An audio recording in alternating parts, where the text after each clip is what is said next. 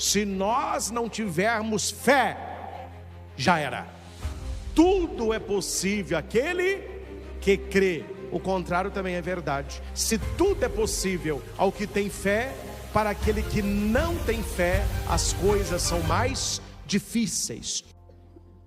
Meus caros irmãos e irmãs aqui no santuário, você que nos acompanha de casa e você que vai ouvir esta pregação, que ficará aí disponível nos nossos canais.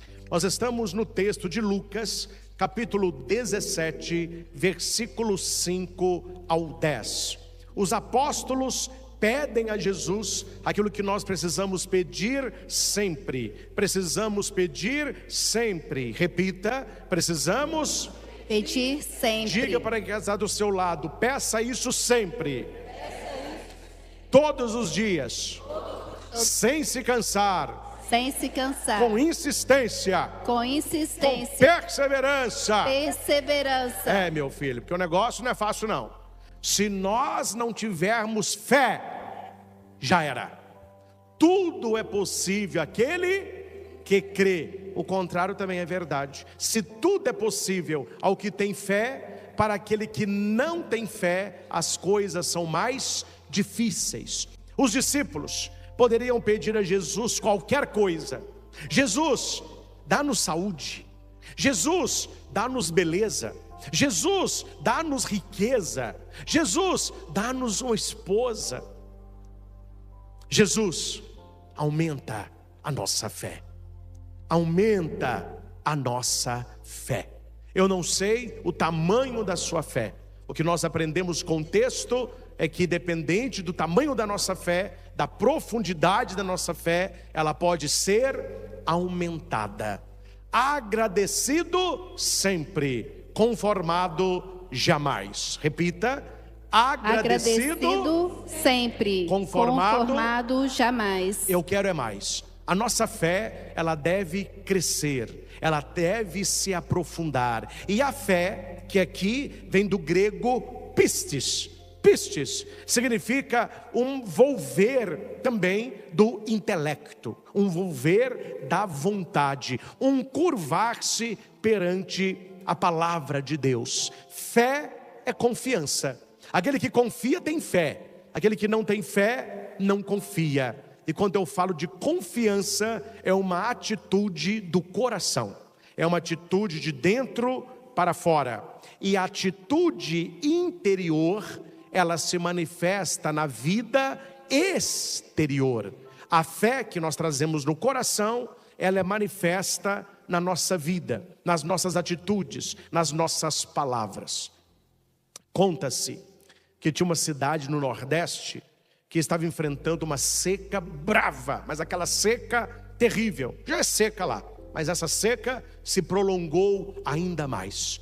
O padre da paróquia, querendo mobilizar as pessoas em oração, ele disse assim: vamos no próximo sábado de manhã levar latas de água para jogar no pé do cruzeiro, clamando chuva. É uma tradição antiga. Quando não chovia, as pessoas jogavam água no pé do cruzeiro. Vou abrir um parênteses, naquela época tinham cruzeiros, né? Naquela época tinham várias cruzes pela cidade. Hoje já não vê quase nada, mas naquela época tinha. E o padre chamou então toda a paróquia, pegou o grupo de jovens, falou: olha, vocês vêm, vamos fazer uma caminhada animada. Vamos jogar água no pé da cruz, porque nós vamos pedir chuva.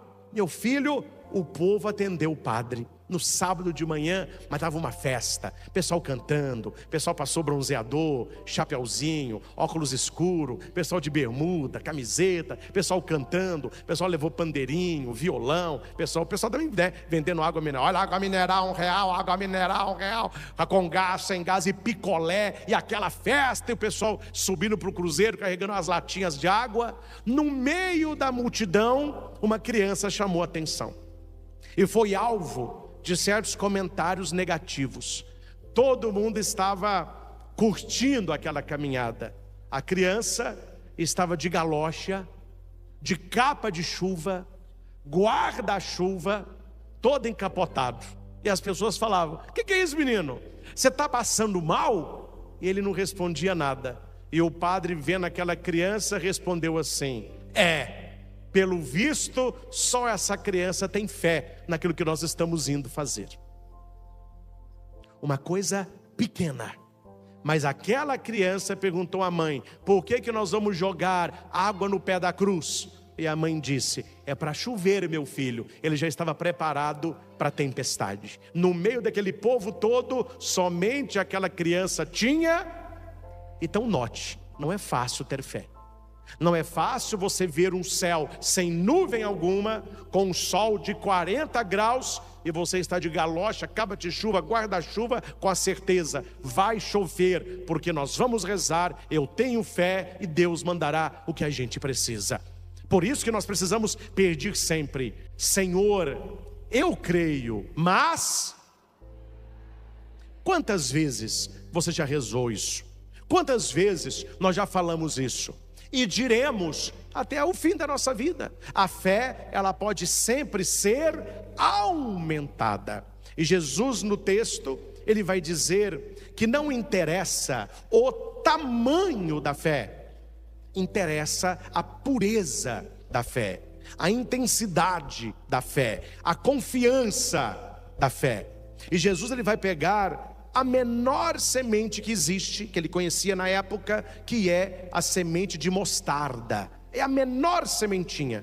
Ele vai dizer para aquele povo, porque a maioria do povo que estava escutando Jesus, eles eram agricultores, eles trabalhavam, nas lavouras, então eles entendiam de semente. E Jesus disse: se vós tivesseis fé, mesmo pequena, não precisa ter uma fé muito grande, se você tiver uma fé mesmo pequena, como um grão de mostarda, ela é pequena, mas é poderosa, poderias dizer a esta amoreira.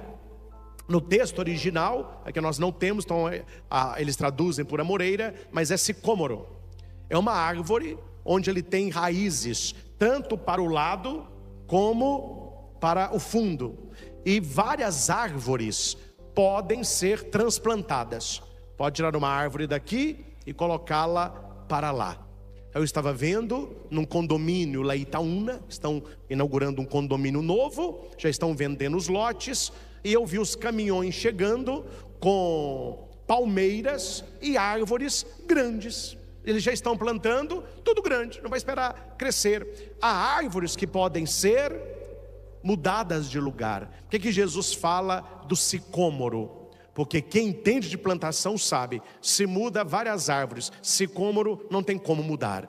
É um trabalhão, ele tem raízes tanto para o lado como para o fundo. Então uma vez plantado, ali ele vai ficar. E Jesus disse isso: olha, uma árvore que o ser humano não consegue mudá-la de lugar, não consegue arrancá-la, pela fé, você não tem que fazer força nenhuma braçal. Se você tivesse fé do tamanho de um grãozinho de mostarda, você olharia para esta árvore e diria: arranca-te daqui e lança-te ao mar, planta-se ao mar. Ela sairia e se plantaria no mar. A pergunta é, meus irmãos, alguém planta árvore no mar? Alguém planta alguma coisa no mar? Então note que Jesus usa aqui de hipóbole, de exagero, de grandiosidade, para falar que aquilo que é impossível para o homem é possível para Deus, e aquilo que é possível para Deus se torna possível para nós através da nossa fé. Vivemos num mundo onde a descrença é vista como um valor para muita gente. Nós estamos num mundo de cabeça para baixo. O poste está urinando no cachorro. Aquilo que é certo, as pessoas veem como errado. Aquilo que é errado, as pessoas gostam de fazer e postam e filmam e querem dizer assim: ah não, porque eu faço mesmo, a minha vida é assim mesmo, isso me faz. Quer dizer, houve uma inversão. E antes, quem eram as pessoas de honra? As pessoas que tinham fé, as pessoas que você via rezando, as pessoas que você via com o terço na mão, lendo a palavra, praticando o sacramento. O que é que o mundo valoriza hoje? A descrença. O que o mundo valoriza hoje? No domingo é o shopping, é o dormir até mais tarde, é o ficar fazendo caminhada, andando de bicicleta, jogando bola, comendo coisa gostosa, dormir mais cedo, que amanhã vem a segundona. As pessoas tiraram da vida delas o culto de Deus no dia que pertence a Ele. A descrença tomou o coração de muitas pessoas. Elas não lembram que domingo é dia de missa. Elas dormem e acordam, não fazem oração alguma, não rezam nada, porque o mundo de hoje valoriza a descrença. Só que o evangelho vai na contramão. Os discípulos dizem: se o mundo está na descrença, nós queremos pedir, aumenta a nossa fé. E olha que interessante, aqui é muito bonito você entender isso. Eles não pedem, aumenta a fé de quem não tem. Não. Aumenta a nossa fé. Fé, ela é pessoal. Peça pela sua fé. Reze pela sua fé. Porque chegará um tempo que só permanecerá de pé aquele que se ajoelhou no tempo que você podia professar a sua fé. Nós temos com tranquilidade no Brasil a profissão da nossa fé. Você vem na igreja, ninguém tem medo, a gente reza, professa a fé. Você usa na rua crucifixo, anelzinho de terço, você reza o terço na rua, você anda com a sua Bíblia, não tem problema nenhum. Mas se você for em alguns países no mundo, é proibido ser cristão, é proibido ser católico. As pessoas vão bater em você, elas vão te espancar na rua, elas vão cuspir na sua frente, elas vão te jogar ovo.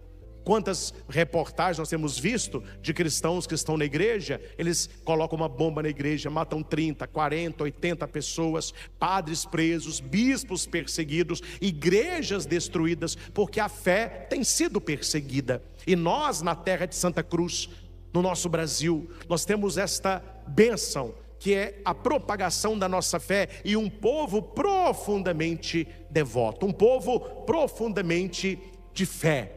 Por mais que aqueles que não têm fé façam barulho e mostrem que a maioria pertence a ele, estão longe, mas muito longe, muito longe de serem a maioria. A maioria do povo brasileiro é um povo de família, é um povo de fé, é um povo de crença, é um povo de respeito, é um povo que a espiritualidade está arraigada no nosso coração. Então nós devemos rezar por estes, mas aproveitar o tempo de graça.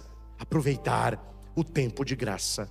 Este final de semana eu estive em Fortaleza, na festa de São Miguel Arcanjo, final de semana passado, né? No Instituto Hesed. E entre uma pregação e outra, nós temos lá a sala dos pregadores. Então a gente almoça junto, toma café, e em várias refeições o assunto era esse: nós estamos vivendo algo sobrenatural na espiritualidade. Não é normal as pessoas estarem reunidas em multidões apenas para terço, para missa, para eventos. São Miguel entrou com tudo no Brasil. Várias dioceses e arquidioceses estão sendo consagradas a São Miguel. É a grande reconquista. Nós devemos estar com Miguel, com Rafael, com Gabriel. Os estados estão se dobrando perante o poderio dos céus. Nós vemos a festa de São Miguel lá no Hesed. Não tinha onde pôr mais gente. Você via a festa de São Miguel na Canção Nova, não tinha onde pôr mais gente. Você via a festa de São Miguel no Santuário de São Miguel, não tinha onde pôr mais gente. Está tudo lotado, igrejas lotadas. Eu que tenho a graça de viajar Brasil afora, sempre que eu estou com os padres falam: padre, aqui na nossa paróquia nós temos 3 missas, 4 missas, 5 missas por final de semana, todas cheias. Aí a gente fica questionando, e eu não vou entrar nisso aqui, porque eu não quero criar polêmica, mas já criando, né? Eu não levei muito a sério os dados do censo último do IBGE com a Igreja Católica, não. Tem alguma coisa nisso aí. Porque no censo nós caímos, mas para a igreja tudo aumentou. Aqueles documentos que a igreja manda para Roma estão todos em alta. Aumentaram os batizados, aumentaram os casamentos, aumentaram a primeira comunhão, aumentaram crismas, aumentaram missa, os padres aumentaram o dia de atendimento, aumentaram as escolas católicas, aumentaram as comunidades católicas, aumentaram os institutos de vida consagrada, os seminários estão cheios, os conventos, as moças estão voltando à vida. Como que a coisa está diminuindo? Nós temos visto o contrário. Eventos gigantescos Brasil afora de um povo de fé. A fé está ressurgindo. E aqui, meus irmãos, há uma divisão muito clara E nós precisamos estar neste time dos que pedem: aumenta a nossa fé. Porque eu vejo como positivo, eu não vejo como negativo. Hoje as pessoas são muito claras: aquelas que têm fé, aquelas que não têm fé, aquelas que temem a Deus, aquelas que não temem a Deus, aquelas que estão numa vida de santidade e aqueles que escolheram uma vida de promiscuidade. Eu não vou entrar aqui no que é, porque vocês são inteligentes. Antes, o que era feito entre quatro paredes, porque era visto como vergonhoso, hoje tem desfile, tem parada. E as pessoas fazem a olho nus, 3, 4 horas da tarde, aquilo que a gente não deveria fazer nem escondido, porque a coisa se dividiu com clareza. E por que é bom isso ter acontecido? Para você saber quem é quem, qual é a ideologia e os valores que a pessoa defende, qual é a família que ela acredita e qual time que ela vai julgar. Não tem mais essa, meus irmãos, de ficar em cima do muro. Aqui, ou você vai ser uma pessoa de fé, ou você vai ser um descrente. Ou você vai ser um filho da igreja, ou você vai ser um filho da perdição. Ou você vai estar buscando sacramentos, ou você vai estar buscando o prazer do mundo. Senhor, aumenta a nossa fé. Olha, tenha fé do tamanho de um grãozinho de mostarda. Aquilo que é impossível para os homens é possível para Deus. Se você conversasse com um judeu do primeiro século e dissesse para ele: é possível eu com a palavra falar com o sicômoro para sair voando e se plantar no mar? Primeiro, arrancar sicômoro não é fácil. Arrancar com a palavra, mais difícil ainda. Plantar um sicômoro no mar, aí que a coisa piorou. Como você vai plantar uma árvore no meio do mar? E Jesus diz: o que é impossível para os homens é possível pela fé. Jesus dá um exemplo grandioso, um exemplo estrondoso para mostrar o poder da fé. José Ratzinger, que é o Papa Bento XVI, no seu tempo de cardeal, ele tem um artigo muito bonito sobre este evangelho, que eu tive a oportunidade de ler ontem. Ele vai dizer o seguinte: que se a fé, ela é capaz de arrancar um sicômoro com essa raiz, fazê-lo sair voando e se plantar no mar onde não se planta nada, se ela é capaz de fazer este extraordinário, imagina o que ela não pode fazer na nossa vida, com coisas bem menores do que arrancar uma árvore e plantá-la no mar. Aqui Jesus mostrou o auge, mas nós temos muitos outros caminhos para nós, mais importantes que ficar arrancando uma árvore com a fé. É você ter uma vida de conversão, é você ter uma boca de bênção, é você ter um Deus ao seu lado que opera poderosamente na sua vida pela sua fé. Sem fé é impossível agradar a Deus. Se Deus precisa de algo para Ele agir na sua vida, é fé. Há um texto muito triste na Bíblia, muito triste, quando Jesus vai na sua terra natal. Eu sempre cito esse texto que ele me incomoda. Jesus já era um pregador conhecido, já era naquela época, uma palavra que a gente usa hoje, né, famoso, todos sabiam quem ele era, um homem poderoso em palavra, em milagre e exorcismos. Onde Jesus chegava, eles falavam: ele é um grande pregador, ele realiza milagres e ele expulsa demônios. Depois que Jesus já estava bem conhecido, ele vai aonde? A Nazaré, a sua terra natal. Meus irmãos, que vexame, que vexame. Quando Jesus chega em Nazaré, eles ficaram falando mal do cara. Mas de onde que vem essa sabedoria toda? Quem ele acha que é para ficar falando e fazendo o que ele faz? A gente conhece, ele é daqui, a gente conhece a mãe dele, conhece o pai dele, a gente conhece a família dele. Aí Jesus falou para os discípulos: povo de dura cerviz, coração duro. Ali não fez quase milagre algum, curou poucos doentes, não fez quase nenhuma pregação. Ele disse para os seus discípulos: vamos para as cidades vizinhas. Quando Jesus chegava na cidade vizinha, a cidade parava. Era uma multidão que ia receber Jesus, e os seus não o receberam. E a Bíblia diz que quando Jesus saiu de Nazaré, ele ficou, olha a palavra, ele ficou impressionado. Olha, para você impressionar a Deus não é pouca coisa, hein? Ele ficou impressionado com a falta de fé daquele povo. E porque faltou a fé, não aconteceu o milagre. não aconteceu grandes pregações, não aconteceu grandes curas, não aconteceu exorcismo. Quer dizer, Deus não afastou o mal, porque Deus precisa da nossa fé. José Ratzinger, Papa Bento, vai dizer que aquele milagre da multiplicação dos pães ilustra a nossa fé. Que Deus quer fazer uma obra grandiosa, mas nós temos uma fé muito pequenina. Ele precisa da sua fé apenas do tamanho de um grão de mostarda. Porque a multiplicação dos pães começou com algo muito pequeno: 5 pãezinhos e 2 peixinhos para 5.000 homens, sem contar mulheres e crianças. Peguemos nós que aqui estamos, não vou contar aí os milhares que estão, pelos meios de comunicação, mas nós que estamos no santuário. O que é, meus irmãos, para nós que aqui estamos, 5 pãezinhos e 2 peixinhos? Não vai dar uma migalha para cada um. Mas eles tinham aquilo, eles ofertaram aquilo. Jesus olha os 5 pães e 2 peixes, ele olha a multidão e diz: vai dar.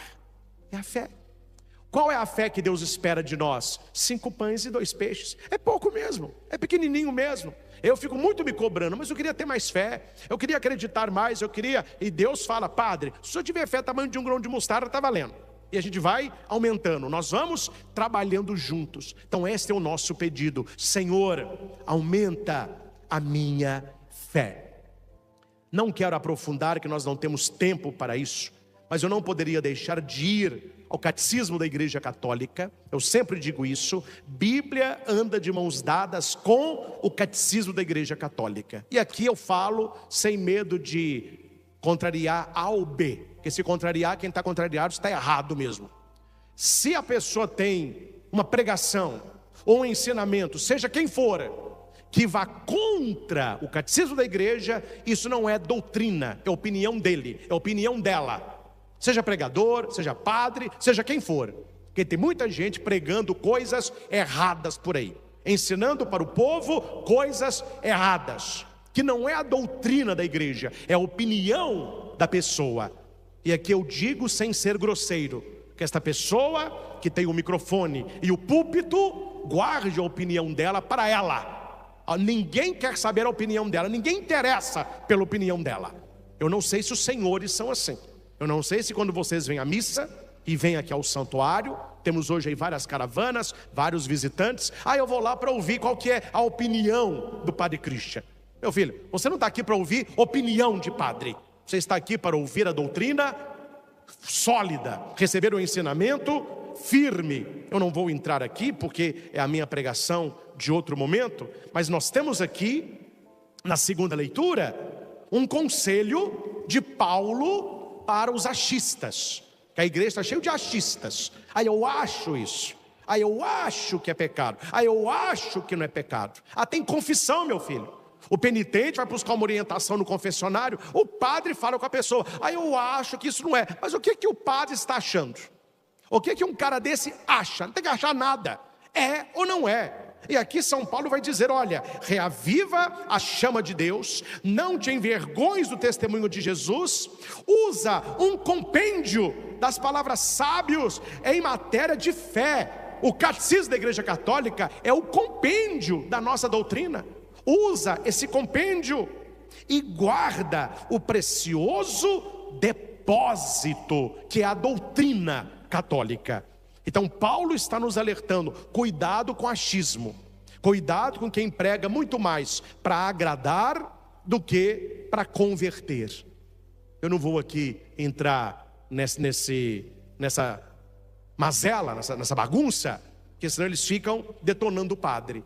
Mas eu fico de olho na internet, no Instagram principalmente, de alguns perfis, até irmãozinhos nossos, pregadores, que respondem diariamente perguntas dos fiéis, e não há momento algum um chamado à conversão, um chamado à palavra e à doutrina. É sempre passando mão na cabeça, é sempre beijinho, é sempre abraço.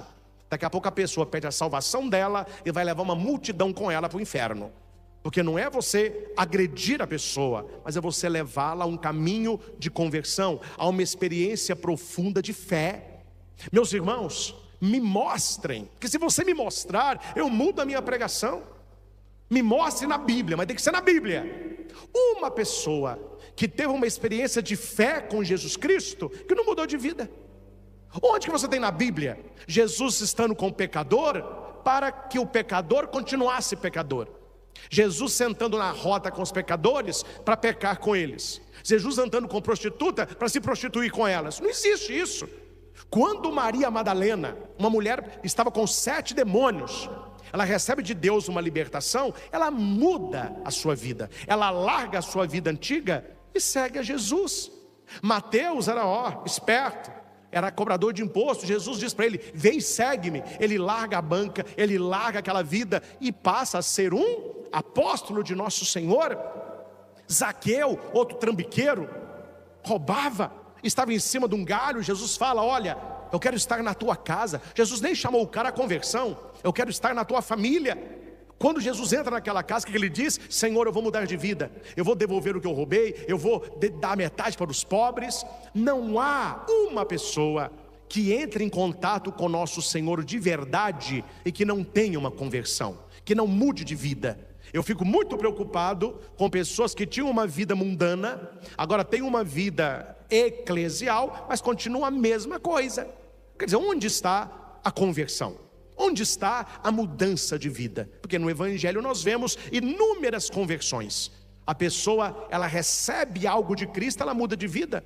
Eu gosto muito daquele cego Bartimeu. Ele grita para Jesus que ele queria ver. Aqui é uma visão também de fé, né? Jesus o cura, e Jesus diz para ele: vai, a tua fé te curou. Como que o Evangelho acaba? Daquele momento em diante, o cego seguia Jesus pelo caminho. Quer dizer, ele se apaixonou tanto pelo Senhor que ele não conseguia ficar longe. Então nós precisamos entrar em contato com a fé e pedir realmente que esta fé nos renove e nos converta a cada dia. E indo ao catecismo, você tem algo sólido para a sua vida. Vou apenas citar, não há tempo para explicações, mas eu faço questão que você marque aí no seu catecismo o parágrafo 153, olha, eu estou no inicinho do catecismo, 153 até o 165. 153 até o 165. E aqui eu quero ler para você apenas o que eu grifei, bem resumidamente. Aqui se chama as características da fé. Eu que tenho fé, quais são? Muito obrigado. Quais são as características da minha fé? O que eu tenho que olhar para saber se eu tenho fé? Um exemplo rápido, eu gosto muito de analogia que a gente compreende melhor. Como que eu sei que alguém está gripado? Eu não vejo a gripe. Prazer, padre. Prazer, quem é você? A gripe. Não, nunca vi. Mas eu sei que a pessoa está gripada. Como? Febre, nariz escorrendo, corpo ruim, não quer comer. Ah, meu filho, você pegou um resfriado daqueles, viu? São os sinais. O catecismo nos traz quais os sinais da fé. A gente não vê a fé, como a gente não vê a gripe, mas eu sei identificar a gripe. Como que eu identifico a fé? O catecismo me diz: primeiro, a fé é uma graça. Repita: a fé é um dom de Deus, uma virtude sobrenatural infundida por Ele. Então a fé, ela não começa em nós. A fé é um presente, é um dom que deve ser pedido. A fé é também um ato humano. A fé é também olha para você ver, ela é graça, mas ela é um ato humano. É o parágrafo 154. Não contraria nem a liberdade, nem a inteligência do homem confiar em Deus e aderir às verdades por Ele reveladas. Então a fé é uma graça, mas é uma atitude minha ter fé. Eu olho para aquilo que Deus revelou, eu tenho essa abstração da revelação de Deus e eu tenho uma atitude de fé. No parágrafo 156, a fé também é algo da inteligência. O motivo de crer não é o fato de as verdades reveladas aparecerem como verdadeiras e inteligíveis à razão natural. Ou seja, então isso é racional, isso tem lógica, então eu vou crer. O catecismo diz que crer não é um fato que acontece assim. Cremos por causa da autoridade de Deus que se revela e que não pode nem enganar-nos e nem enganar-se. Deus não se engana e Deus não nos engana. Então nós podemos confiar nele, nós podemos ter fé. A fé é certa. Repita de novo. A fé é certa. Você que está comigo pelos canais no YouTube, escreva aí no comentário. A fé é certa. Isso está no parágrafo 157. Atenção, que você deveria saber esse parágrafo de cor. Quando alguém falar para você assim: ah, mas quem é inteligente não tem fé.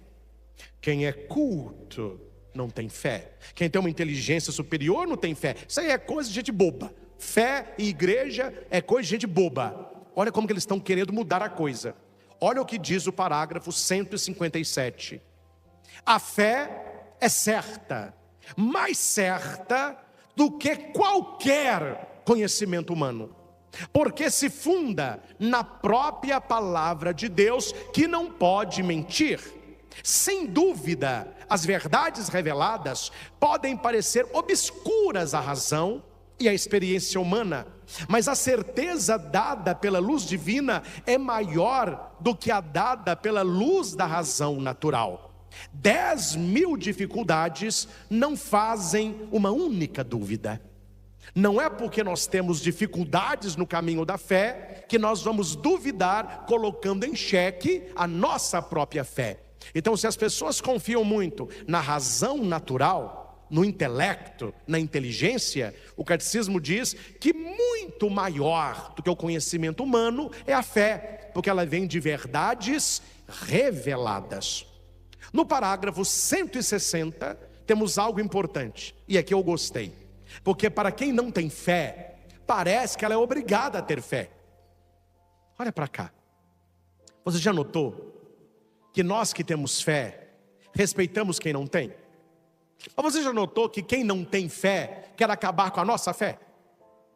Eu vou repetir, que a coisa tem que ser falada clara.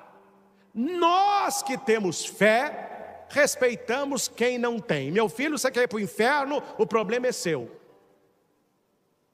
Mas aquele que não tem fé, ele fica incomodado com a nossa fé. E todo aquele que não tem fé, ele parte para o ataque. Então ele critica o sacramento, ele critica a igreja, ele critica você que vai à missa, ele critica você que levanta 4 horas da manhã para rezar terço.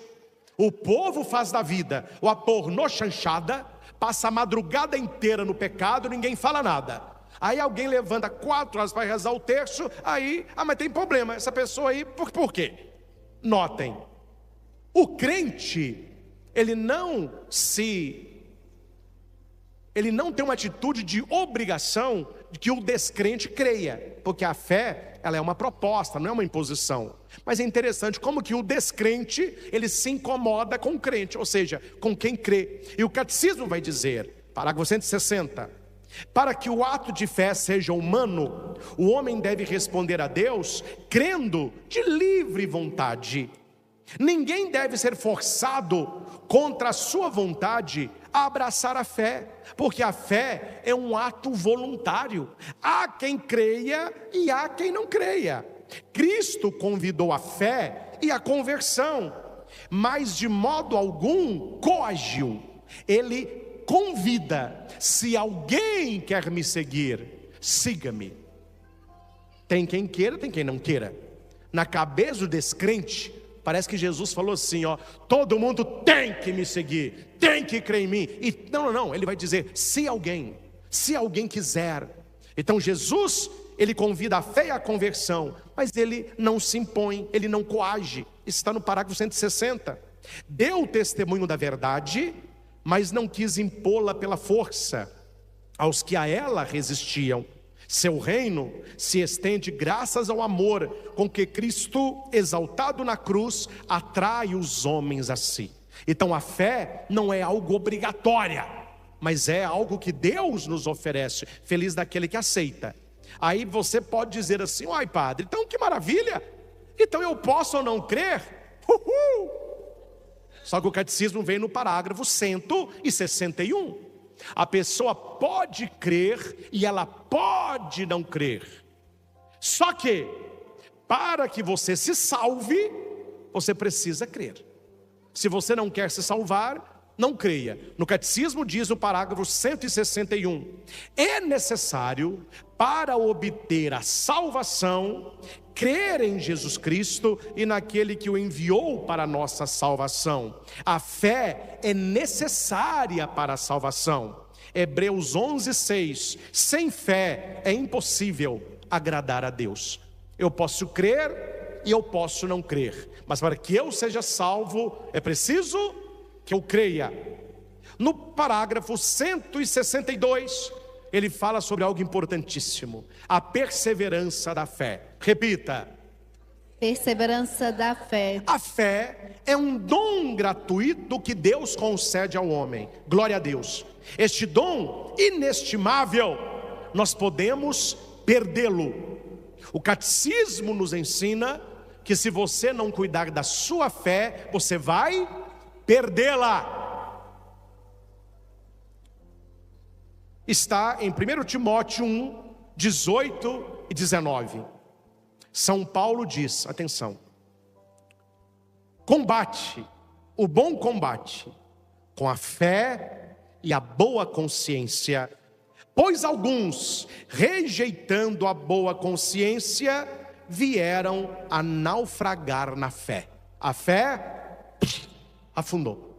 Então precisamos alimentar a nossa fé. Como, padre, que eu alimento a minha fé? O catecismo responde: devemos alimentá-la primeiramente com a palavra de Deus. Devemos implorar ao Senhor que aumente. Senhor, eu creio, mas aumentai a minha fé. Ela deve agir pela caridade, ser carregada pela esperança e estar enraizada na fé da igreja. Estar enraizada na fé. Sabe, tem gente chata, viu? Sabe, eu creio em Jesus, mas eu não vou à igreja. Eu creio do meu jeito. Eu e meu Deus nos entendemos. O catecismo diz que uma fé fora da igreja é uma fé inventada pela própria concupiscência, por uma mente louca. Porque Jesus sempre ele reuniu a igreja em torno dele. A nossa fé, ela deve ser pela caridade, carregada pela esperança e ter as suas raízes na fé da igreja. Por quê? Porque foi a igreja que recebeu o depósito da fé. Depositum fidei. Não foi você que a recebeu. A pessoa não vai à igreja. Ah, eu não preciso da igreja. Mas nasce o neném, leva a batizar. Por que você não batiza? Ah, quando tem alguma missa assim festiva, eu vou para comungar. Por que você não consagra? Ah, quando eu estou assim muito ruim, eu quero uma bênção. Por que você não se abençoa? Ah, morreu alguém, chama o padre. Não, faça você a encomendação. Quer dizer, as pessoas são utilitaristas. Elas dizem que não precisam até precisarem. Até precisarem. Então note que a verdadeira fé, ela está enraizada na igreja. E por fim, no parágrafo 163, a igreja nos ensina que a fé faz-nos desgustar, como por antecipação, alegria e a luz da visão beatífica, meta da nossa caminhada na terra. Ou seja, a pessoa que tem fé, ela já vive o céu na terra. Santa Teresinha do Menino Jesus: eu quero viver o meu céu fazendo bem sobre a terra, porque ela tinha fé. A pessoa que tem fé, ela não vai viver as alegrias de Deus depois da morte. A pessoa que tem fé, ela já experimenta o poder de Deus nesta vida, amém? Ela já recebe as graças de Deus nesta vida, amém? Amém. Ela já recebe a libertação de Deus nesta vida, amém? Amém. Porque tem gente que fala o contrário. Aos bobocas dos católicos, fica lá todo domingo na saia da batina do padre, querendo ser felizes depois da morte. É porque essas pessoas não têm fé. Elas acham que nós estamos aqui buscando somente o pós-morte. E o catecismo nos ensina, no parágrafo 163, que quando nós temos fé, nós experimentamos o céu aqui. Nós experimentamos a graça aqui. Nós temos a ação de Deus na nossa vida aqui. E por último, eu queria ter tempo de comentar, mas meu tempo está nos últimos minutos, mas leia no catecismo o parágrafo 164 e 165. É o mais bonito de tudo que eu já li sobre fé, no catecismo. Para o Padre Christian, são os 2 parágrafos mais belos do catecismo sobre fé. Não vou ler o parágrafo todo, vou ler o que eu marquei aqui. Atenção, você vai respirar fundo aí de alegria também. Luminosa em virtude daquele em que ela crê, a fé é muitas vezes vivida na obscuridade. Fé, para muita gente, é você ter uma vida de clareza, de alegria. Não, a nossa fé muitas vezes ela é vivida no escuro. A gente anda como se fosse as apalpadelas. Olha o que diz aqui o catecismo. A fé, ela pode ser posta à prova. O mundo em que vivemos muitas vezes parece estar bem longe daquilo que a fé nos assegura. As experiências do mal, o sofrimento, as injustiças, as mortes parecem contradizer a boa nova. Podem abalar a fé e tornar-se para ela uma tentação. E o catecismo está falando que a nossa vida não é fácil, que nós vamos enfrentar injustiças, mal, sofrimento, morte, e que nesses momentos a nossa fé dá uma... mas não pode cair não, viu gente? Ela só dá uma balançada. E aqui está escrito, é então que devemos voltar-nos aos testemunhos da fé. Porque olhando a pessoa que tem fé, a gente tem mais fé. E o catecismo coloca 2, Abraão e Nossa Senhora. Abraão, o pai da fé. Maria, a que se entregou pela fé. E termina citando Hebreus 12, 1, 2. Olha que bonito.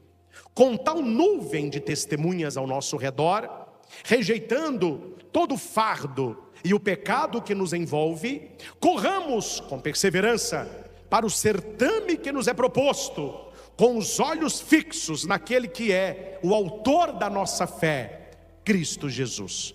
O catecismo é magistral. Por mais difícil que a sua vida seja, por mais injustiça que você sofra, quando a morte visitar a sua vida, quando a doença vier no seu corpo, quando o sofrimento visitar a tua alma, mantenha os olhos fixos em Jesus e diga no seu coração: apesar de tudo, eu sei em quem eu coloquei a minha fé.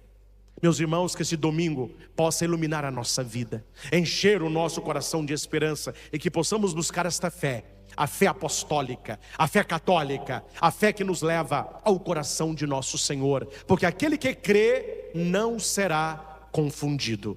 Tudo é possível àquele que crê. Tenhamos, meus irmãos, uma fé pelo menos do tamanho de um grãozinho de mostarda, e nós veremos a graça e o poder de Deus se manifestando na nossa história. Esta pregação falou ao seu coração? Copie o link e mande para os seus amigos, seus grupos de casais, sua equipe de liturgia, seu WhatsApp do seu trabalho. Quantas pessoas precisam de uma palavra dessa para voltarem a crer e alimentar a fé como uma chama que não deve se apagar? Que Deus nos abençoe. Que Nossa Senhora, a mãe da fé, nos ajude a termos uma fé profunda, uma fé que nos leva ao sagrado coração de Jesus. Louvado seja nosso Senhor Jesus Cristo, para sempre seja louvado.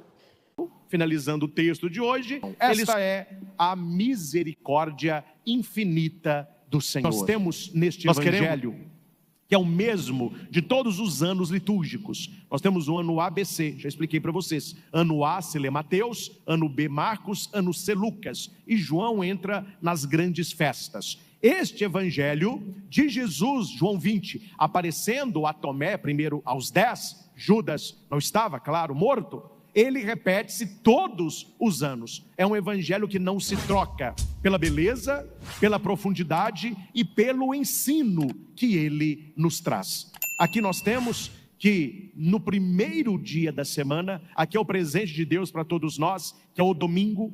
O primeiro dia da semana, ele vem depois do Shabat judaico, do descanso do judeu, é o dia da nova criação. Por isso que o primeiro dia da semana, ele é o 8º dia, e o Senhor se manifesta aos seus discípulos, não no Shabat. Nós não somos sabatistas, quem guarda o sábado é o judeu. O cristão, ele guarda o domingo, e Jesus não se manifesta no sábado. Sempre as aparições de Jesus no lago de Genezaré, no mar de Tiberíades, no cenáculo, onde os discípulos estão, é sempre no primeiro dia da semana. É um presente que o Senhor nos deu, o dia do domingo. Nós temos um escrito maravilhoso do Papa João Paulo II, quem não leu vale a pena ler, se chama Dies Domini.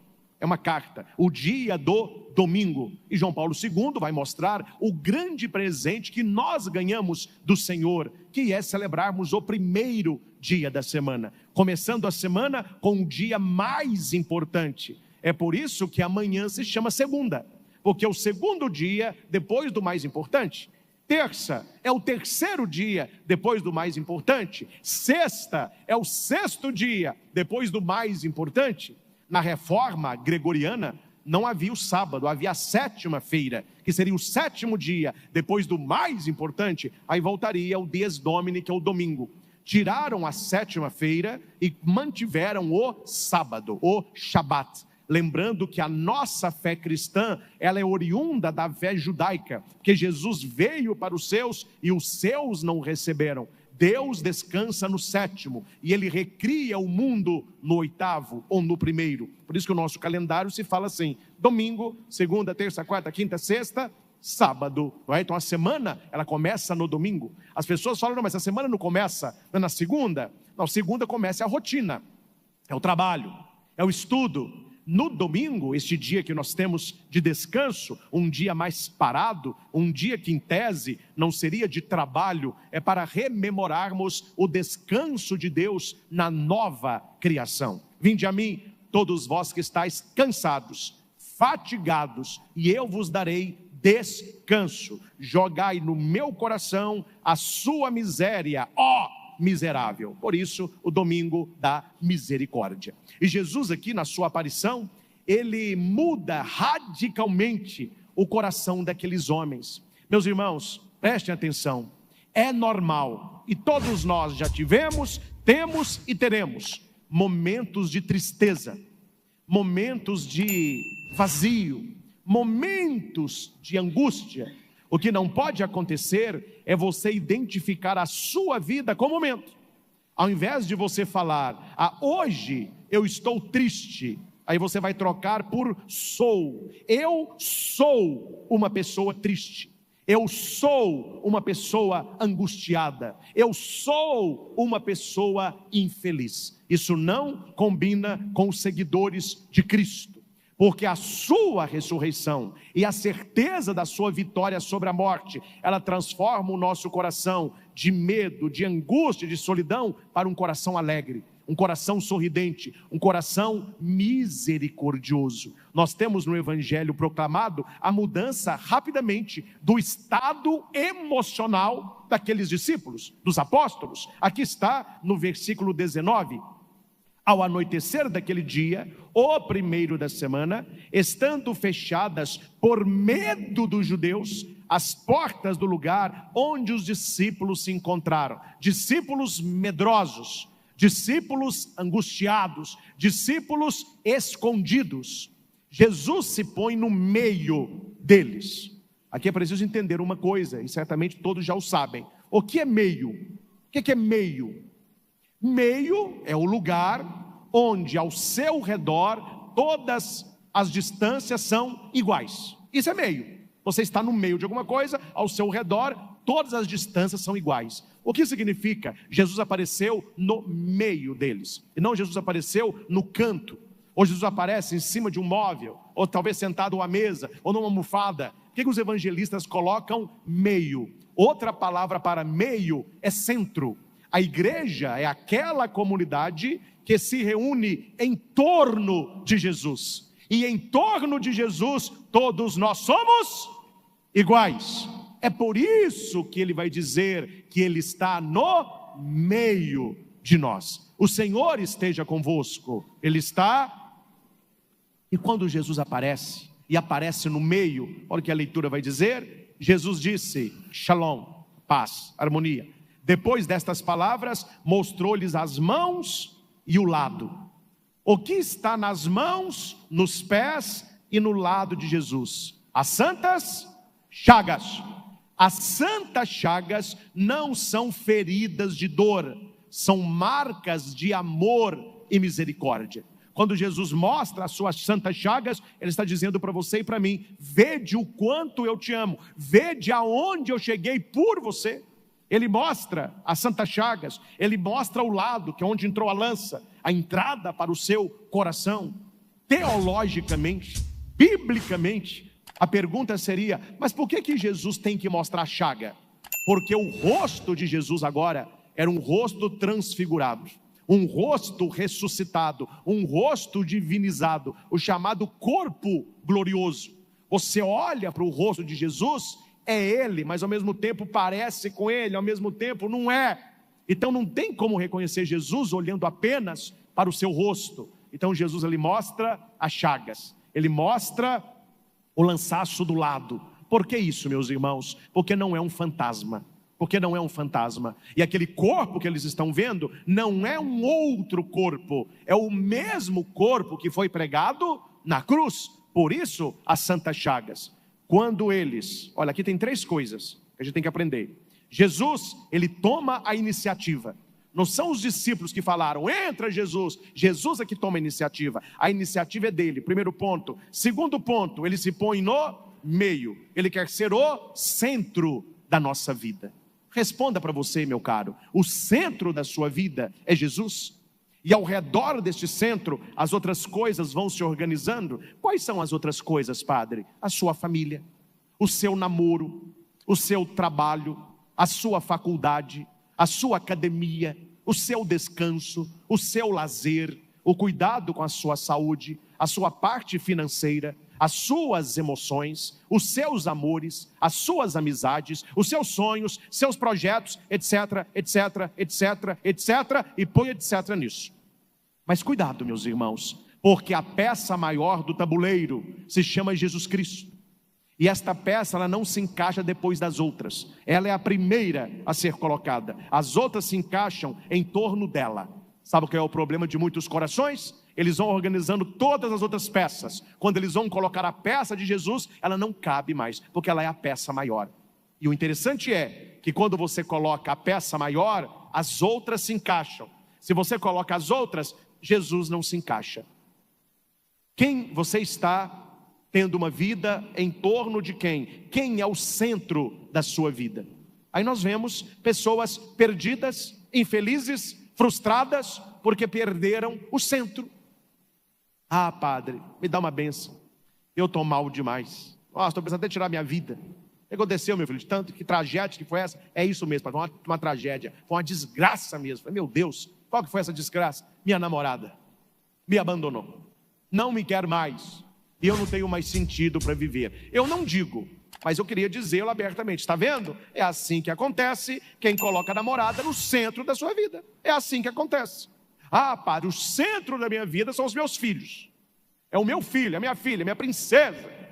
Aí ou o filho viaja, ou muda de cidade, vai fazer uma faculdade, ou não quer saber da família. Infelizmente, alguns perdem a vida. O pai e a mãe perdeu todo o sentido. Ah, Padre, não tem sentido de viver mais não. Sabe por quê? Porque o seu centro era Cristo, era uma pessoa. Pessoas vêm, pessoas vão. Infelizmente, a lei aqui se inverteu. Você que deveria ter sido enterrado pelo seu filho, aconteceu algo que o seu filho foi primeiro. Você perdeu o seu sentido. Quando os empresários, meus irmãos, naquela crise na Bolsa de Valores norte-americana, tiraram a vida porque perderam milhões. Então acharam eles no escritório com um tiro na cabeça. Por que eles perderam a vida? Porque o centro não era Cristo, o centro era o dinheiro.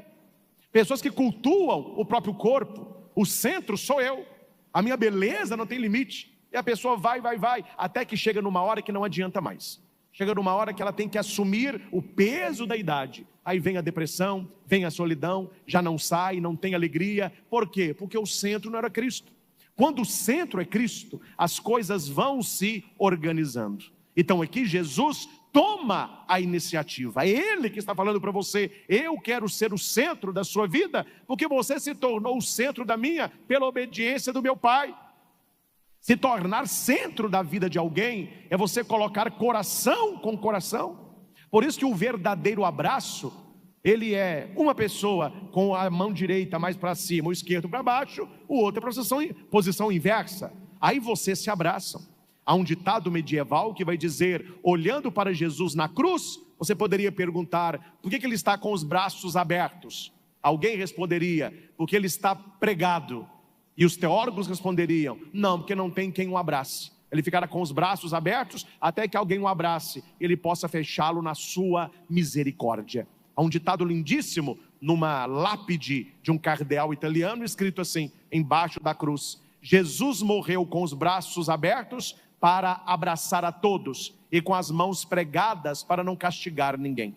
Braços que abraçam, mãos que não estão dispostas a castigar. Isto é misericórdia. Então Jesus toma a iniciativa, ele se coloca no meio e ele tem uma palavra para você.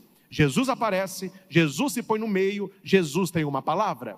Na sua vida, se você reconhece Jesus na palavra e no pão, Emaús, se ele é o centro da sua vida, experiência cristã, espiritualidade, se você ouve o que ele vai dizer, o seu coração muda. Jesus disse para os discípulos, a paz esteja convosco. Olha o versículo 20b. Então, os discípulos se alegraram por verem o Senhor. Versículo 19, os discípulos estavam com medo. Versículo 20b, os discípulos se alegraram. Qual é a vida que você está tendo hoje? É uma vida de medo ou de alegria?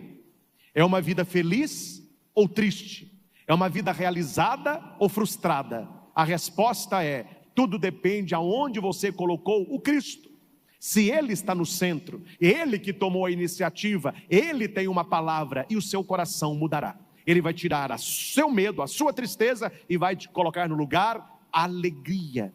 Este evangelho, meus irmãos, nós temos os presentes, os dons da misericórdia. Os dons da misericórdia. E qual é o primeiro dom da misericórdia? A presença de Jesus. Jesus se pôs no meio deles. Este é o presente maior. Não há presente maior. A presença de Jesus. Repita, a presença de Jesus. A presença de Jesus. Repita. A presença de Jesus. Tira de Jesus. Repita. A presença. A presença. Presença. Presença não é crença. Presença não é desejo.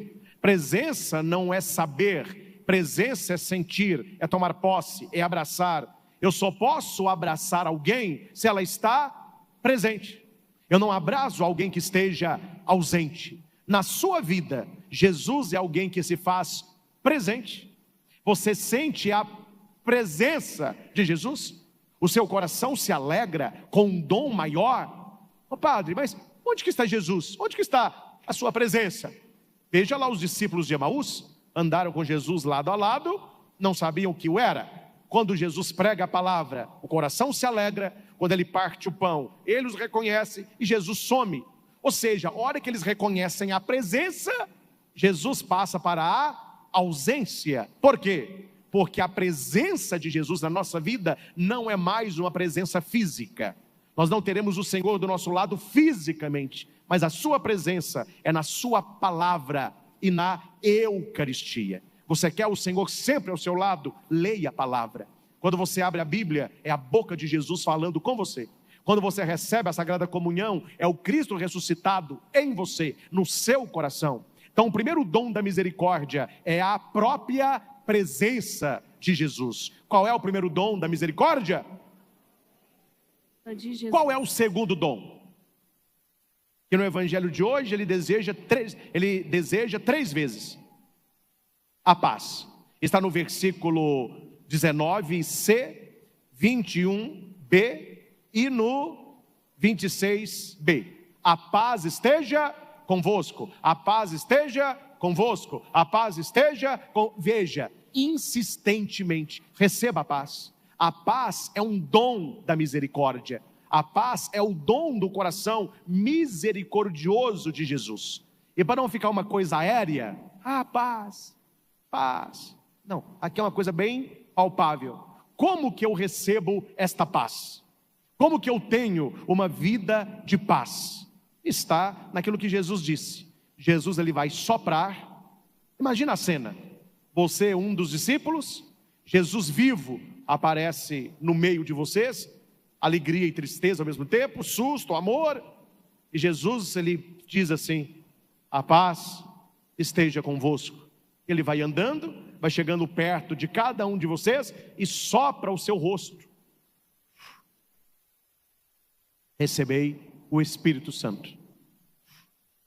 Recebei o Espírito. Ô padre, por que Jesus não falou só receber o Espírito Santo? Ele foi tendo essa sopradinha no rosto dos discípulos. Eu já expliquei. Nessa missa. Quando eu falei do primeiro dia da semana, que é o 8º, eu não falei que a nova criação, quando Deus molda Adão era um boneco, sem vida. Ó. Aí Deus chegou perto da narina de Adão e ele coloca dentro de Adão o que estava dentro dele, o Espírito. E Adão se torna um homem vivente. Quando Jesus vai soprando os seus discípulos, ele está dizendo para mim e para você: aquele que recebe o Espírito Santo, ele começa uma vida nova. O velho homem, ele morre. Os seus vícios ficam para trás. Os seus traumas são curados. E você não é um católico de banco, você é um católico de coração. Não há um outro caminho para nós, meus irmãos: conversão ou nada. Quando nós recebemos o Espírito de Deus, a nossa vida tem que mudar. E a nossa presença na igreja é para continuarmos o caminho de conversão. Você quer paz? Receba o Espírito Santo. Mas eu quero mais paz. Então perdoe e peça perdão e receba o perdão. São os dois presentes que sustentam a paz. Você quer paz no seu coração? Todos os dias, vem Espírito Santo, vem Espírito Santo, vem Espírito Santo, vem, e não se canse. Santa Escolástica vai dizer assim: o dia que você não clamar o Espírito Santo, não coma e não tome banho. Alguém falou assim: mas Santo Escolástica, como eu vou viver um dia sem tomar banho e sem comer? Então quando você for se banhar e comer, clama o Espírito Santo antes. Uma lembrança, todo dia. E não tem como, meus irmãos, você ter paz no coração se você é uma pessoa rancorosa, uma pessoa que não perdoa, uma pessoa que fala mal do outro, uma pessoa que deseja coisas más para o outro, pessoas que ficam maquinando coisas ruins no coração e na cabeça. Você terá a sua vingança, você terá o seu revanche, ou você vai perder a sua paz. E como dizem os antigos e o meu falecido vovô Bismarck: Christian, não há nada melhor que a paz de espírito. Não há nada melhor que você colocar a cabeça no travesseiro e dormir em paz. Quando é que nós não temos paz? Quando você não tem o Espírito Santo, quando você não perdoa. Jesus vai dizer: você quer ter paz? Esta paz que eu dei, esta paz que só eu posso dar, a paz pascal. Receba o Espírito Santo e perdoe. Peça perdão e receba o perdão. Maravilhoso. O quadro está completo. Jesus aparece. Primeiro dia, a sua presença, a sua paz, o Espírito, o perdão. Está tudo completo. Está tudo completo? Está tudo completo? Sim ou não? Não. Faltava uma pessoa. Quem estava faltando? Quem estava faltando? Tomé. Ah, padre, se dane. Um só. Meus irmãos, uma pessoa vale uma história. Jesus morreu também por Tomé. Tomé não estava com eles. As pessoas, coitadinhos, vão descer a lenha em Tomé. Por que a gente não gosta muito de Tomé? Porque a gente não tem muita igreja de São Tomé. Ah, igreja de São Tomé. São Tomé precisou ver para crer. Levante a mão aqui, quem não queria ver para crer? Tanto que quando você fala que está acontecendo um milagre em algum lugar, multidões vão. Olha, eles estão vendo Nossa Senhora. O povão vai. Porque o ser humano, ele quer ver. Só que Tomé tem uma qualidade e que passa batido no Evangelho. E quem vai falar é o Papa Bento XVI, José Ratzinger, naquela coleção Jesus de Nazaré. Ele vai dizer por que Tomé não estava com os outros. Porque os outros tinham o que Tomé não tinha. O que os outros tinham e que Tomé não tinha? Medo! Se os outros estavam com medo, Tomé falou: eu não tenho medo, eu vou colocar minha cara no sol. Ninguém sabe o que Tomé estava fazendo. O que se sabe é que ele não estava com medo e não estava trancado. Só que Para os católicos relaxados de plantão, este evangelho vem tirar o tapete. Porque muitos vão dizer para você assim, e aprenda a resposta, tem até gente na sua família assim, pessoas boas, mas que são ignorantes na fé. Elas vão dizer assim: eu não preciso ir à igreja, eu rezo em casa. Eu celebro em casa. Eu e o meu Jesus nos entendemos em casa. Só que ela não entende que na Bíblia a palavra casa significa igreja. Quando Jesus está pregando dentro daquela casa, eles chegam trazendo um paralítico e não tem como entrar, eles vão abrir o teto e descem. Aquela casa, eclesia, é a igreja.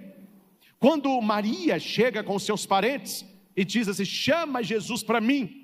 Alguém chegou e disse: Senhor, a sua mãe está lá fora e ela te chama.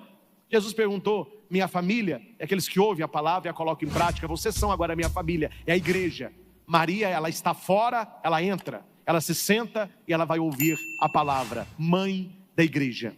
Porque se a oração em casa fosse a mesma da igreja reunida, Jesus tinha aparecido para os discípulos. Jesus é muito atencioso, ele tinha olhado e tinha falado assim: está faltando um. É, Jesus, o senhor sabe quem é? Sei, Tomé. Preocupa não, depois que eu aparecer para vocês aqui, eu vou procurar onde ele está. Aí Jesus poderia ter ido sozinho com Tomé. Falou: Tomé, quem é você? Jesus, olha aqui, minha mão. Que soprinho é esse? Não, eu já vi isso lá com os outros, que você não estava. Receba o Espírito Santo. Alguém você perdoar? Ô Senhor, muito obrigado. É isso que acontece? Não é isso que acontece. Quando Tomé volta, e ainda bem que volta, e aqui nós temos 3 qualidades de Tomé, assim que identificam Tomé. Tomé, chamado Dídimo, era um dos 12 e não estava com eles. Dídimo, um dos 12, não estava com eles. Repita: Dídimo, um dos 12, não estava com eles. O que significa Dídimo? Vem de Didimos, significa irmão gêmeo. Aí, padre, mas eu nunca ouvi falar que Tomé tinha um irmão gêmeo. Pois é, meu caro, tem. E eu vou te apresentar o irmão gêmeo de Tomé. Prazer. Olhe para a sua direita, olhe para a sua esquerda e fale assim: olá, Dídimo. Olá, Dídimo. Meus irmãos, João, quando escreve o seu evangelho, ele coloca que Tomé tem um irmão que se chama Dídimo, que é gêmeo. Ele está se referindo a mim e a você. Nós somos este que, como Tomé, gostaríamos de tocar nas chagas de Jesus. Imagina, padre, que maravilha, a gente celebrando aqui a missa da misericórdia. Imagina que Jesus aparece aqui agora, a gente pode tocar nele e falar: não, é Jesus mesmo, meu Deus. Todos nós temos isso no coração, porque nós somos o irmão de Tomé. Nós queríamos ver o Senhor. Está na Bíblia inúmeras vezes: eu quero ver Jesus. E quem é esse que quer ver Jesus? É um desconhecido? Não, ele era um dos 12. Ele era escolhido. Quando fala que um dos 12, é coisa de falar assim: ele era amigo de Jesus. Amém? Você é amigo de Jesus? Então você é um discípulo dele, amigo de Jesus. Só que aqui tem um problema: ele não está com eles, ele não está na igreja. Tomé é do tipo: eu rezo em casa, eu rezo sozinho. Ô, gente, fala a verdade para o padre aqui, só nós aqui. Você acha que esses católicos não praticantes e relaxados, que não vêm à igreja, eles têm lá na casa deles, no quarto, uma vida de oração? Fala a verdade, eles estão rezando? Eles falam que rezam para justificar que não vêm. Gente, dificilmente quem não reza com, vai rezar sozinho. Porque você rezar com, você chega muito mais longe. Vá correr sozinho e vá correr com um grupo, você corre muito mais. Vai fazer academia sozinho e arruma um parça lá. Mais um, acabou minha força, dá mais um, corongo, mais um. Pode a metade, eu te dou um leve, Você malha muito mais. Não, pode deixar que eu vou correr sozinho. Aí começou a correr, já parou, levantou um pezinho, está pesado. Quem não está junto, dificilmente vencerá sozinho. Então Tomé, ele chega, agora ele está junto. E os discípulos deram a notícia: vimos o Senhor. Qual que é a notícia? Está bem ruim, né, gente? Qual que é a notícia? Vimos o Senhor. É com alegria. Vimos o Senhor. Será que você pode dizer isso para quem não vem à igreja? Eu vi o Senhor, eu toquei no Senhor, eu senti o Senhor, Eu fui abençoado pelo Senhor. Ah, é? Pois se eu não tocar na sua mão, se eu não colocar o meu dedo na sua chaga, se eu não introduzir a minha mão no seu lado, eu não acreditarei. O estudo deste texto, atenção, ele deixa muito claro que Tomé, ele não está duvidando da ressurreição de Jesus. Ele está duvidando que aqueles seus amigos viram o Senhor. Por quê? Porque o que tinha ali, meus irmãos, era qualquer coisa, menos amigos, porque os amigos não abandonam. E eles abandonaram. Só o mais novinho ficou. Aí Tomé vai dizer, espera aí, deixa eu refrescar a memória da galera. Vocês lembram que Jesus, quando estava lá no Getsêmani, pediu para vigiar com ele, vocês dormiram. Aí Jesus é preso. Jesus pregou o amor a vida toda. Pedro pega uma espada, arranca a orelha do centurião. Jesus, pelo amor de Deus, Pedro, quem com a espada fere, com a espada será ferido. Depois disso, Pedro dá no pé. Pedro, cadê Pedro? Estou aqui. Pois é, você negou Jesus 3 vezes. Aos pés da cruz, ninguém estava lá. João, você permaneceu. Você acha que essa galera ia ver Jesus? A paz, receba o Espírito. Me conta outra. Jesus deve estar procurando em um outro grupo, porque esse aqui, meu filho, tirando João com respeito, não sobrou ninguém. Esta é a tese. Como que Jesus iria aparecer para aqueles que o abandonaram, para aqueles que o trocaram, para aqueles que o negaram? Está entendendo o problema? Só que o problema não está aqui. O problema está aqui. Porque se você acha que esses são indignos, você também se acha indigno de sentir o Senhor, de receber a misericórdia do Senhor, de tocar na sua santa chaga. Então, como eu me sinto indigno, eu duvido que Jesus tenha misericórdia com aqueles que têm no coração a miséria, porque são miseráveis como ou pior que eu. Então, Tomé, ele não está duvidando de Jesus, ele está duvidando do testemunho da igreja. É por isso que Jesus não procura Tomé sozinho, porque senão Tomé teria um testemunho pessoal, ele tem que ter um testemunho eclesial. Ninguém disse assim, vi o Senhor, eles vão dizer, vimos, porque plural, é a igreja. A igreja viu o Senhor, Tomé não viu nada. 8 dias depois, no primeiro dia da semana, estão os discípulos reunidos, Tomé, chamado Dídimo, que era um dos 12, estava com eles. Dídimo, um dos 12, estava com eles. Vai lá. Dídimo. Estavam com O que mudou do primeiro Tomé para o segundo? A presença. No primeiro ele estava ausente. No segundo ele está presente. Mas é o mesmo. Dídimo, um dos 12. Jesus aparece e vai dizer, a paz esteja convosco. Eles estavam reunidos em casa e Tomé estava com eles. Casa, igreja. Diga para quem está do seu lado, isso faz toda a diferença. Fale com alegria. Você vir à missa faz toda a diferença. Você estar aqui hoje faz toda a diferença. Por quê? Porque eu me sinto bem. Não, sai dessa carência. É porque na igreja, atenção, na igreja, Jesus revela certas coisas que Ele não vai revelar para você na sua casa.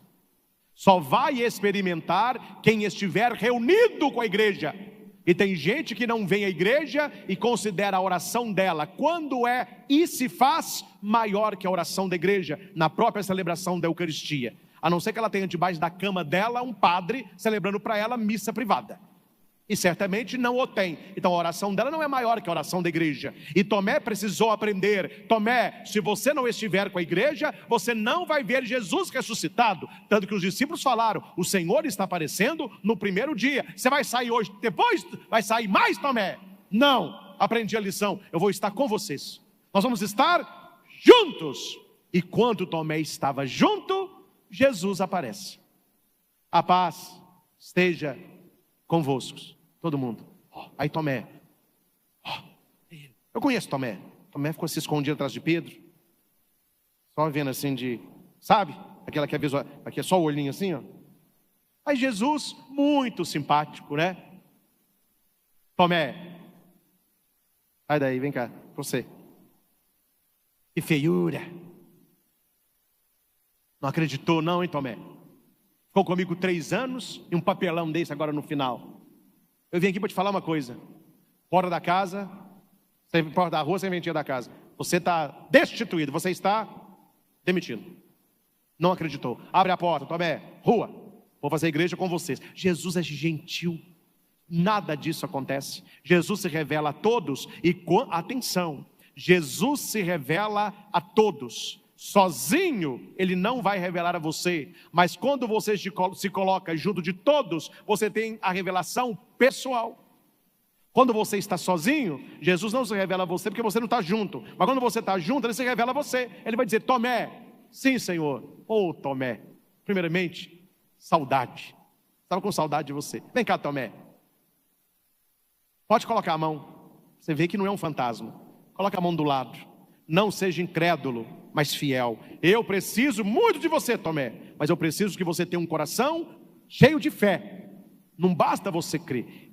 Aqui no Evangelho ficou uma dúvida. Se Tomé tocou ou não tocou. Não fala. Ninguém sabe.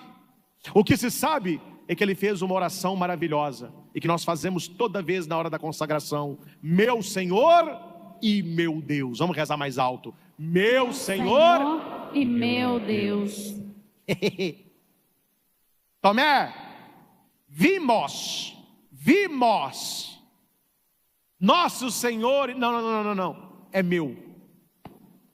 Eu sou dele e ele é meu. Meu Senhor e meu Deus. Eu sou do meu amado e o meu amado é meu. Olha a intimidade de Tomé, ele vai dizer, o meu Jesus.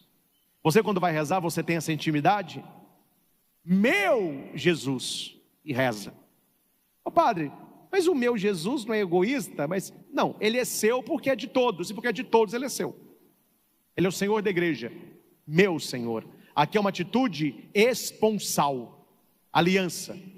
Na quinta-feira santa, Jesus disse assim, tomai todos e bebei, este é o cálice da nova e eterna aliança. Ele colocou aliança no coração de Tomé.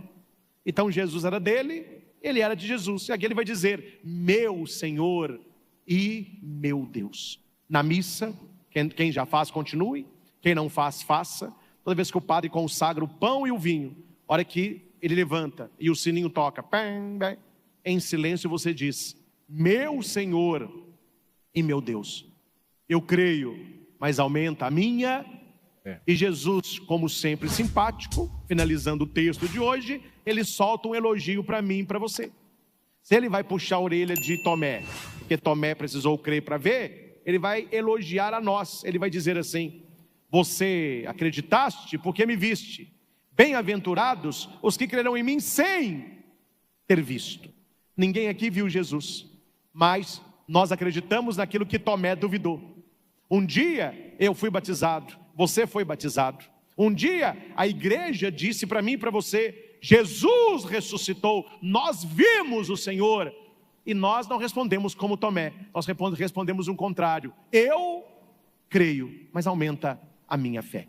Esta é a fé que toca o coração de Jesus. Nós não o vimos, nós não o abraçamos, nós não o sentimos, mas nós sabemos, Ele está vivo e nós cremos no testemunho da igreja. O Senhor está vivo e ressuscitado por mim, por você e por nós. Ele nos concede a paz, Ele nos concede o Espírito, Ele nos concede o perdão e Ele se manifesta a mim e a você.